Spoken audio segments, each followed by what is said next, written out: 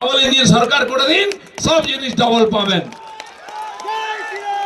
আপনি মধ্যপ্রদেশে যান, আপনি উত্তরপ্রদেশে যান, ওখানে এই যে আয়ুষ্মান যোজনা গরিব মানুষের চিকিৎসার বীমা বছরে 5 লাখ টাকা, সেটা তো পাচ্ছেই, তার উপরে রাজ্য সরকার 3 লাখ টাকা উল্টো দিচ্ছে, 8 লাখ টাকা পাচ্ছে।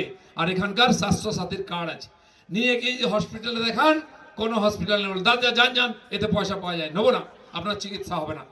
আর এই আয়ুষ্মান যোজনার কার্ড পেলে আপনি ভেলোর যান, আপনি চেন্নাই যান, আপনি মুম্বাই যান, আপনি দিল্লি যান, যত বড় হসপিটালে চিকিৎসা করতে পারবেন, কেউ আটকাতে পারবে না।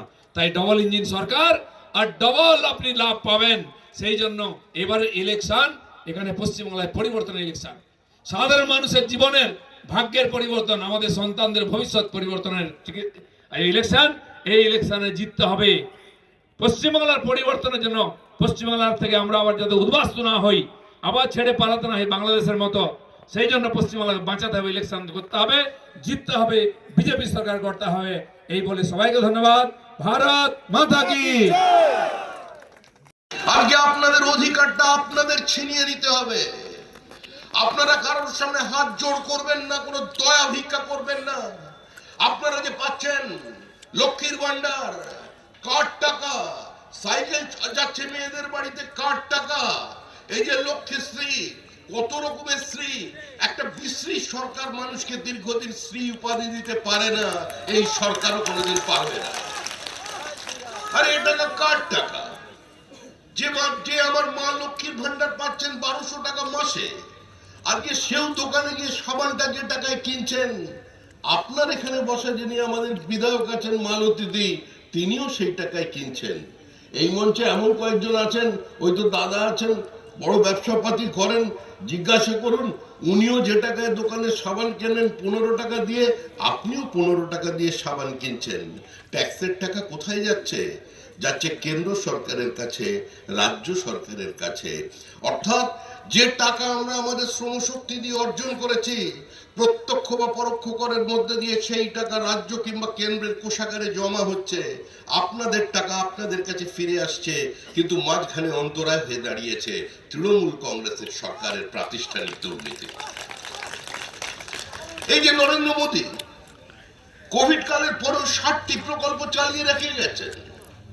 আপনারা যে রেশনের বিনা পয়সায় পাচ্ছেন 80 কোটি ভারতবর্ষের মানুষ, হিন্দু পাচ্ছে, মুসলমান পাচ্ছে, ব্রাহ্মণ পাচ্ছে, রাজবংশী পাচ্ছে, মতুয়া পাচ্ছে, খ্রিস্টান পাচ্ছে, বুদ্ধিস্ট পাচ্ছে, চাকমারা পাচ্ছে, জাত ধর্ম নির্বিশেষে প্রত্যেকে যে রেশন টাকা পাচ্ছেন। প্রধানমন্ত্রী আবাস যোজনার টাকা, কার্ড টাকা, নরেন্দ্র মোদীর টাকা নয়। দেখা যাচ্ছে রাস্তার কয়েকটি জায়গায় তৃণমূলের পক্ষ থেকে একটি পরিবর্তনকে সামনে রেখে আমাদের জনসভা যে কোনো জনসভায় উপস্থিত রয়েছেন কি বলবেন বিষয়টি নিয়ে? কুচবিহার উত্তর বিধানসভার বিধায়ক মাননীয় নিখিল রঞ্জন দে মহাশয় দেখলাম কয়লা চুরি, উপস্থিত বালি রয়েছেন। চুরি, গরু চুরি, আমাদের এই সমস্ত কুচবিহার একের পর এক জেলার চুরি দেখলাম। ভারতীয় কালকে জনতা দেখলাম পার্টির আমাদের রাজ্যের যিনি সহসভাপতি নেত্রী, মাননীয় সেই সর্বময় পাল নেত্রী, মহাশয় তিনি কিনা ফাইল চুরি করছেন। আমাদের এই এর চেয়ে তো লজ্জার বিষয় আর কিছু কুচবিহার উত্তর বিধানসভার একজন 1 নম্বর মণ্ডলের লড়াকু নেতা রাজ্যের সম্মানীয় মুখ্যমন্ত্রী তিনি সম্পদ ফাইল চুরি করে চলে মহাশয় যাচ্ছে। উপস্থিত রয়েছেন। তার আমাদের দলের এই নেতারা, তার উত্তর দলের বিধানসভার তার দলের 2 নম্বর মণ্ডলের সভাপতি বিজেপির মাননীয় বানচাল উপেন করবার জন্য অধিকারী তারা মহাশয় কোনোভাবে চেষ্টা করেছে। উপস্থিত রয়েছেন।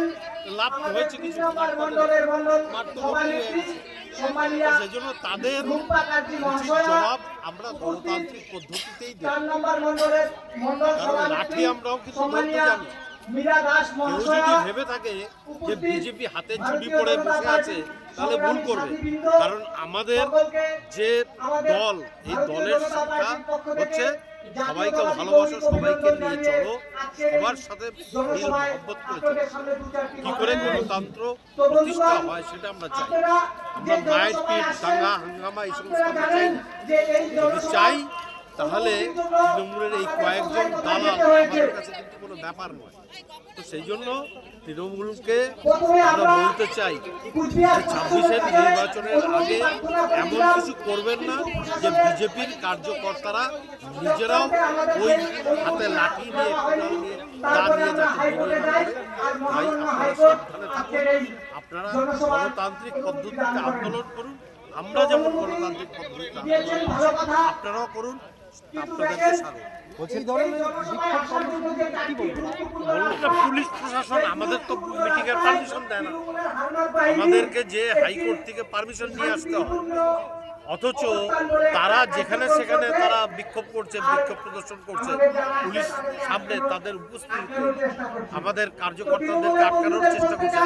একটা জায়গা দেখেছে পুলিশ পুরো অ্যাকশন নিয়েছে, আমরা তো হাইকোর্ট থেকে পারমিশন নিয়ে এসে আজকে এখানে মিটিং করছি।